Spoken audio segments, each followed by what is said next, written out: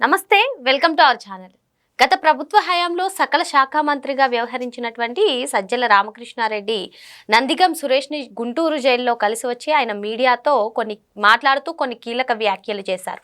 మరి ఇదే దుష్ట సంప్రదాయం చంద్రబాబు గారు కొనసాగిస్తే ఈ సంప్రదాయం చంద్రబాబు నాయుడు గారిని కూడా వదలదని, ఇప్పుడు చేస్తున్నటువంటి అరెస్టులన్నీ కూడా అక్రమ అరెస్టులు అంటూ ఆయన వ్యాఖ్యానించారు. అసలు వీటిని ఏ విధంగా చూడాలి తెలుసుకునే ప్రయత్నం చేద్దాం. దీన్ని విశ్లేషించడానికి మనతో పాటుగా ఉన్నారు ప్రముఖ రాజకీయ విశ్లేషకులు అంకమరావు గారు.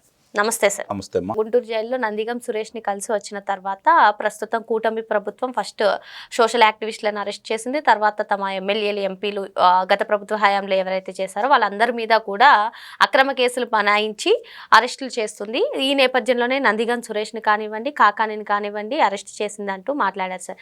ఇదే దుష్ట సంప్రదాయం కొనసాగితే అసలు చంద్రబాబు నాయుడు గారిని కూడా వదలదు అంటూ ఆయన చెప్తున్నారు. అసలు ఈ వ్యాఖ్యలని ఏ విధంగా చూడాలి? అంటే ఇంకా 4 సంవత్సరాలు ఉంది కూటమి ప్రభుత్వానికి, అయినా సరే ఇప్పుడు ప్రస్తుతం అందరూ వైసీపీ నుంచి వచ్చిన వాళ్ళందరూ కూడా మా ప్రభుత్వమే అధికారంలోకి వస్తుంది అనడం కానివ్వండి, ఇటువంటి బెదిరింపులు కానివ్వండి అధికారుల పైన, లేదంటే ఈరోజు సజ్జల చేసినటువంటి వ్యాఖ్యలు కానివ్వండి, ఏ విధంగా చూడాలంటారు?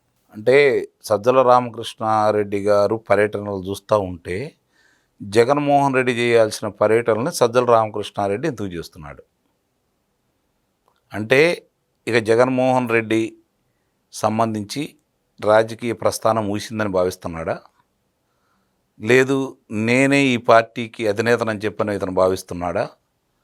ఇది కొంచెం జనంలో ఆలోచిస్తున్నారనమాట. అంటే ఇంతకుముందు అన్నీ జగన్మోహన్ రెడ్డి ఎక్కడికైనా వెళ్ళి వాళ్ళని పరామర్శించి మాట్లాడేవాడు కదా. మొన్న కాకాని గోవర్ధన్ రెడ్డి దగ్గరకు కావచ్చు, ఇప్పుడు నందిగం సురేష్ దగ్గరకు కావచ్చు, సజ్జల రామకృష్ణారెడ్డి వచ్చేసి మాట్లాడుతున్న విధానం చూస్తున్న తర్వాత ఇంకోటి కూడా మాట్లాడాడు. ఇప్పుడు దీన్ని తీవ్రంగా పరిగణించాలి ఎన్నికల కమిషన్ వారు.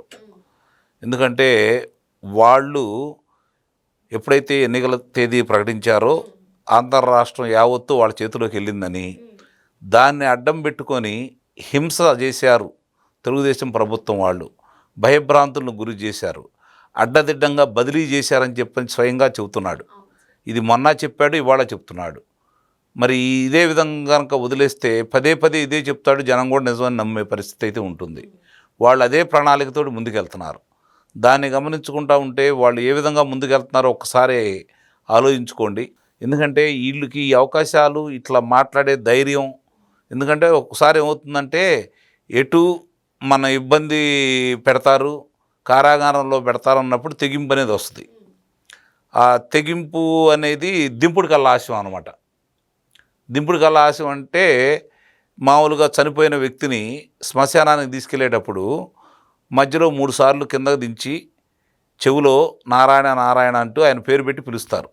తండ్రి అయితే తండ్రి, ఏ విధంగా అయితే తలకొరి పెట్టేవాళ్ళు పిలుస్తూ ఉంటారనమాట. వాళ్ళ ఆలోచన ఏందంటే ఇంకా ఏదన్నా కొన ఊపిరితో ఎక్కడన్నా ఉంటే పిలిస్తే లేచి వస్తాడు కదా అని చెప్పని. ఇప్పుడు ఏళ్ల పరిస్థితి కూడా అట్లానే ఉంది.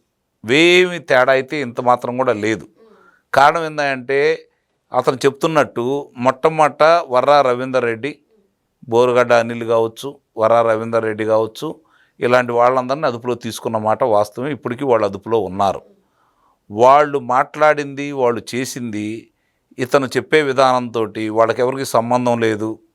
ఎవరో తప్పుడు ఎప్పుడో 10 సంవత్సరాలు 5 సంవత్సరాల క్రితం ఇవన్నీ తిరగదోడి ఈరోజు దాని గురించి బయటకెత్తున్నారని చెప్పి మాట్లాడుతున్నాడు కదా. అతను వర్రా రవీందర్ రెడ్డి అనే అతను చేసింది విజయలక్ష్మి గారికి సంబంధించి ఆమె గురించి రాశాడు, షర్మిల గారి గురించి రాశాడు, షర్మిల గారి గురించి మాట్లాడాడు. అట్లాగే సునీత వాళ్ళ వివేకానంద రెడ్డి గారి కుమార్తె, ఆమె గురించి కూడా రాశాడు. వాళ్ళెవరు? జగన్మోహన్ రెడ్డికి కన్న తల్లి, తోబుట్టిన చెల్లి, బాబాయ్ కుమార్తె. మీరు ప్రభుత్వం అధికారంలో ఉండంగా వాళ్ళని ప్రోత్సహించారు, వాళ్ళని శిక్షించలేదు. ఈ ప్రభుత్వం వచ్చిన తర్వాత అతను అదుపులో తీసుకుంటా ఉంటే అతను మంచాడు అన్నట్టు మీరు చెప్తా ఉన్నారు. బోరుగడ్డ అనిల్ ఏ విధంగా మాట్లాడాడు? అలాంటి వ్యక్తుల్ని అదుపులో తీసుకుంటే న్యాయస్థానం కూడా వాళ్ళని ఏ విధంగా తీవ్రంగా మందలించింది. ఇప్పుడు నీ కుమారుడి పరిస్థితి ఏంటి? నీ కుమారుడికి దగ్గరకు వచ్చేసరికి నువ్వు మాట్లాడుతున్నావు. ఇప్పుడు అంతా ఈ విషయం ఏంటంటే రేపు పొద్దున ఆయన కుమారుని అదుపులో తీసుకోబోతున్నారు భార్గవ రెడ్డిని అనే ఉద్దేశంతో మాట్లాడుతున్నాడు ఈయన.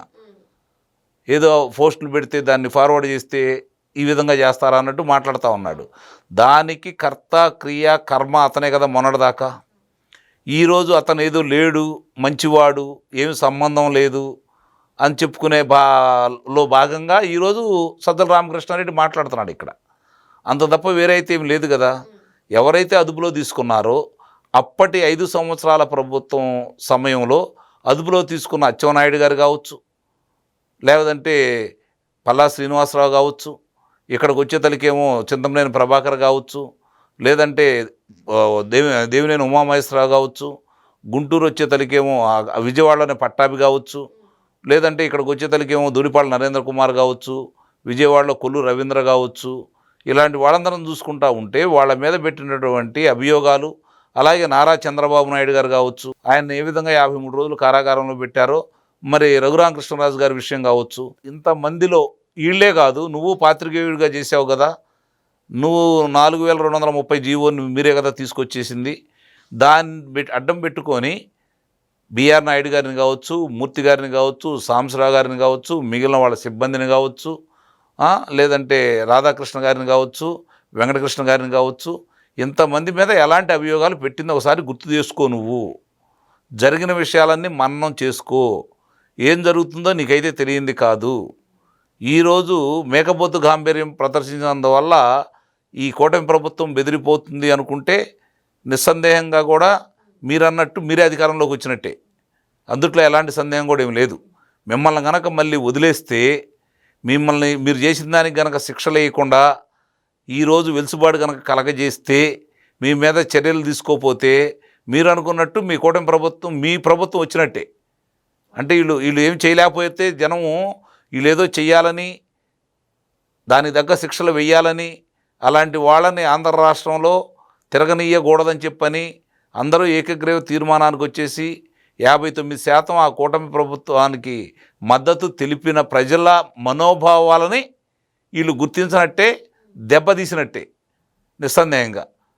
దాన్ని ప్రజల మనోభావాలని, వాళ్ళు పడ్డ ఇబ్బందుల్ని, నాయకులు పడ్డ ఇబ్బందుల్ని దృష్టిలో పెట్టుకొని ఎంతమంది 151 మంది శాసనసభ్యులు ఉన్నారు, 22 మంది లోక్సభ సభ్యులు ఉన్నారు, వాళ్ళలో ఎంతమంది మీద అభియోగాలు మోపి ఈరోజు ఇబ్బంది పెడుతున్నారు.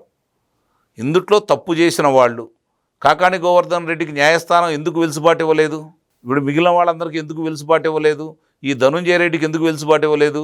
కృష్ణమోహన్ రెడ్డికి ఎందుకు వెలుసుబాటు ఇవ్వలేదు? బాలాజీ గోవిందప్పకి ఎందుకు వెలుసుబాటు ఇవ్వలేదు? ఇవన్నీ కూడా నిన్నగాక మొన్న జరిగిన ఒక్కొక్క ఉదంతాలన్నీ కూడా బయటికి తీసుకొస్తూ ఉంటే, న్యాయస్థానం అంత తీవ్రమైన వ్యాఖ్యలు చేసినా కూడా మీరు ఈ విధంగా మాట్లాడుతున్నారు అంటే దానికి కూటమి ప్రభుత్వమే సమాధానం చెప్పాలి. సార్, వల్లభనేని వంశీ అరెస్ట్ అయినప్పుడు జగన్మోహన్ రెడ్డి అందగాల్ని అరెస్ట్ చేస్తుంది అంటూ ఒక పాయింట్ రేజ్ చేశారు sir. Next Kodali Nani arrest అవ్వచ్చు అని కూడా అన్నారు. మరి ఇప్పుడు అందరూ కూడా ప్రజలే కానివ్వండి, లేదంటే కొందరు కార్యకర్తలు కానివ్వండి అంటున్న మాట ఏంటంటే, అసలు అందగాళ్ళను మాత్రమే జగన్మోహన్ రెడ్డి పరామర్శిస్తారా, ములాఖత్ అవుతారా? మరి నందిగం సురేష్ ఏం చేశాడు, కాకాని గోవర్ధన్ రెడ్డి ఏం చేశారు అంటే, ఇంకా నేను తిరగలేను, సజ్జల రామకృష్ణారెడ్డి చూసుకో అని ఆదేశించారా ఏంటి అని వీళ్ళు డిమాండ్ చేస్తున్నారు సార్. మీరేమంటారు? ఇది కూడా ఆలోచించాల్సిన విషయమే. నిజమే కదా. అందుకే నేను ఇందాక ప్రారంభంలో చెప్పింది, జగన్మోహన్ రెడ్డి ఎందుకు ఆగిపోయాడు, సజ్జల రామకృష్ణారెడ్డి ఎందుకు వీళ్ళందరి దగ్గరికి తిరుగుతున్నాడు అంటే, ఇక జగన్మోహన్ రెడ్డిని పక్కన పెట్టి నేనే పార్టీ పగ్గాలు చేపట్టాలని భావిస్తున్నాడేమో చూడాలి. ఇప్పుడు అంటే మీరు అన్నట్టు అందగాడు కాకపోవచ్చు, వీళ్ళందరూ అందగాళ్ళు కాదని చెప్పని ఆయన పరామర్శించలేదా? ఇది కూడా ప్రజలు ఆలోచించుకుంటున్నమాట. వాస్తవం మీరు అన్నది కూడా మంచి విషయమే, కాదని అయితే నేను కొట్టిపారేయలేను. కానీ ఒకటి మాత్రం నిజం, కళ్ళ ముందు కనపడుతున్నటువంటి సాక్ష్యాధారాలను ముందు పెట్టి ఎవరైతే అదుపులో తీసుకున్నారో వాళ్ళని ప్రశ్నిస్తూ ఉంటే సరైన సమాధానాలు రాకపోబట్టి ఇవి న్యాయస్థానం ముందు పెట్టినందువల్లే వాళ్ళని ఇంకా పొడిగించుకుంటూ వస్తూనే ఉన్నారు. ఇది కూడా గమనించుకోవాలి. ఇప్పటితోటి ఇళ్ళలగానే పండగ కాదు. నువ్వు మాట్లాడింది ఏంటి నిజాలైతే కాదు. నువ్వు మాట్లాడితే ఈ కూటమి ప్రభుత్వం బెదిరిపోదు. నువ్వు మాట్లాడితే మీ మీద ఉన్నటువంటి నేరాలు వీళ్ళు మళ్ళీ రేపు పొద్దున అభియోగాలు మోపి మిమ్మల్ని దాంట్లో శిక్షలు పడే విధంగా చేయకుండా అయితే ఉండరు. నిస్సందేహంగా ఒక్కొక్కళ్ళని ఒక్కొక్కళ్ళ ఆధారాలు మీరేం చేశారో ఈరోజు మీరు చెప్పుకోవాల్సిన పని లేదు, చిలక పలుకులు పలకాల్సిన పని లేదు. దళిత వైద్యులు సుధాకర్ గారి కాడి నుంచి మొదలుపెట్టుకొని దళిత వాహన చోదకుడు సుబ్రహ్మణ్యాన్ని వరకు చూసుకొని, కిషోర్ని చూసుకున్నా, లేకపోతే నా నా నందం సుబ్బయ్యని చూసుకున్నా, లేకపోతే తోట చంద్రయ్య గారిని నేను చూసుకున్నా, ఇలాంటి వాళ్ళందరినీ చూసుకుంటా ఉంటే చివరికి పసిపిల్లాడైనటువంటి 15 సంవత్సరాల అమర్నాథ్ గౌడ్ని ఏ విధంగా చంపారో చూసుకున్నా, రఘురామకృష్ణరాజు గారిని ఏ విధంగా ఆయన్ని చంపేయాలని ప్రయత్నం చేశారో ఆయన పుట్టినరోజు నాడే, అలాగే చంద్రబాబు నాయుడు గారి వివాహ దినోత్సవం రోజునాడే అదుపులో తీసుకునే క్రమంలో ఎంత రాక్షసంగా ప్రవర్తించారో ప్రజలందరూ గుర్తించారు. కాబట్టి ఈ రాక్షస పాలన మాకు వద్దని చెప్పని ఏకగ్రీవ తీర్మానం చేసుకొని మిమ్మల్ని ఇంటికి పంపించారు. మీరు చేసిన అరాచకాలన్నిటికీ శిక్షలు వేయమని చెప్పి ప్రజలైతే బలంగా కోరుకుంటున్నారు. ఇప్పటికే ఆలస్యమైందని భావిస్తున్నారు. కాబట్టి మీరు ఏదో చెప్పినందువల్ల ఎన్ని నిజాలైతే కాదు, నిస్సందేహంగా కూటమి ప్రభుత్వం మీరు ఇలా మాట్లాడే అవకాశం కలగజేయడం మాత్రం పొరపాటు, అందుట్లో ఎలాంటి సందేహం కూడా ఏం లేదు.